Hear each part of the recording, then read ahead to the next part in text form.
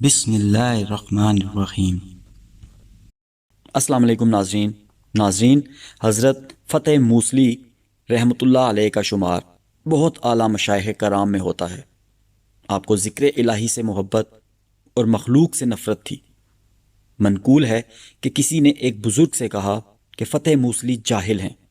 انہوں نے جواب دیا کہ جو دنیا کو خیر بات کہہ دے، اس سے زیادہ بڑا عالم کون ہو سکتا ہے۔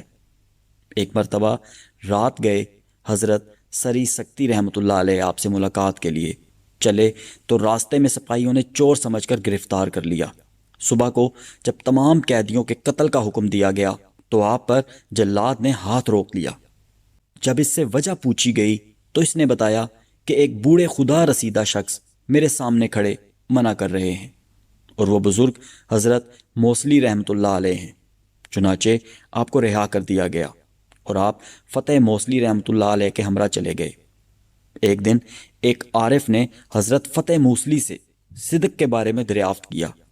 آپ نے ایک لوہار کی بھڑکتی ہوئی بھٹی میں اپنا ہاتھ رکھا اور لوہے کے ایک آتشی ٹکڑا پکڑ کر باہر لائے اور ہتھیلی پر رکھ کر فرمایا کہ صدق اس کا نام ہے۔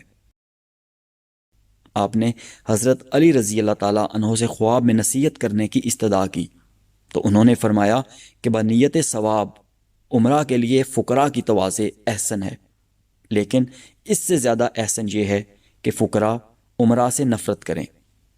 ایک شکستہ حال نوجوان سے مسجد میں آپ کی ملاقات ہوئی تو اس نے عرض کیا کہ میں ایک مسافر ہوں، اور چونکہ مقیم لوگوں پر مسافر کا حق ہوتا ہے، اس لیے میں یہ کہنے حاضر ہوا ہوں کہ کل فلاں مقام پر میری موت واقع ہوگی، لہٰذا آپ غسل دے کر انہی بوسیدہ کپڑوں میں مجھے دفن کر دیں۔ چنانچہ اگلے دن آپ وہاں تشریف لے گئے تو اس نوجوان کا انتقال ہو چکا تھا۔ آپ جب اس کی وصیت کے مطابق عمل کر کے قبرستان سے واپس ہونے لگے تو قبر سے آواز آئی کہ اے فتح موصلی، اگر مجھے قرب خداوندی حاصل ہو گیا تو میں آپ کو اس کا صلہ دوں گا۔ پھر کہا کہ دنیا میں یوں زندگی بسر کرو کہ حیات ابدی حاصل ہو جائے۔ ایک مرتبہ گریہ وزاری کرتے کرتے آپ کی آنکھوں سے اشکوں کی بجائے لہو جاری ہو گیا۔ جب لوگوں نے پوچھا کہ آپ اس قدر کیوں روتے رہتے ہیں تو فرمایا کہ خوف معصیت ہے۔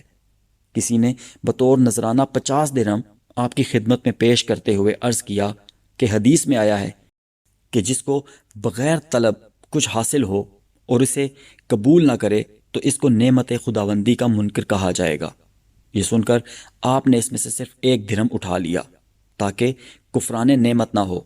آپ فرمایا کرتے تھے کہ میں نے 30 سال ابدالین سے نیاز حاصل کیا اور سب ہی نے یہ نصیحت کی کہ مخلوق سے کنارہ کشی کرو، کم کھاؤ۔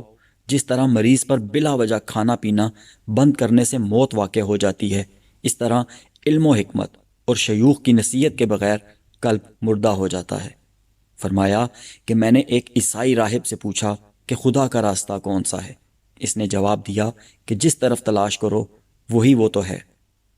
فرمایا کہ عارف کی ہر بات اور ہر عمل من جانب اللہ ہوا کرتے ہیں، وہ خدا کے سوا کسی کا طلبگار نہیں رہتا، اور جو بندہ نفس کی مخالفت کرتا ہے وہی خدا کا خلیل ہے، اور خدا کا طالب دنیا کا طالب کبھی نہیں ہو سکتا۔ حضرت شیخ فتح موصلی رحمۃ اللہ علیہ عید الاضحیٰ کے دن 219 ہجری کو فوت ہوئے۔ عید الاضحیٰ کو لوگ قربانی دے رہے تھے۔ آپ نے آسمان کی طرف منہ کیا اور کہا اے اللہ، تم جانتے ہو میرے پاس قربانی کے لیے کچھ نہیں، میری جان حاضر ہے، اسے ہی قبول فرما لے۔ انگشت شہادت گلے پر رکھی اور جان آفریں کے سپرد کر دی۔ بعد از وفات کسی نے خواب میں دیکھ کر آپ سے پوچھا کہ اللہ تعالیٰ نے آپ کے ساتھ کیا سلوک کیا؟ فرمایا کہ اس نے میری مغفرت کر کے فرمایا کہ چونکہ خوف معصیت سے گریہ کنا رہتا تھا، اس لیے ہم نے فرشتوں کو حکم دیا کہ تیری کوئی معصیت درج نہ کریں۔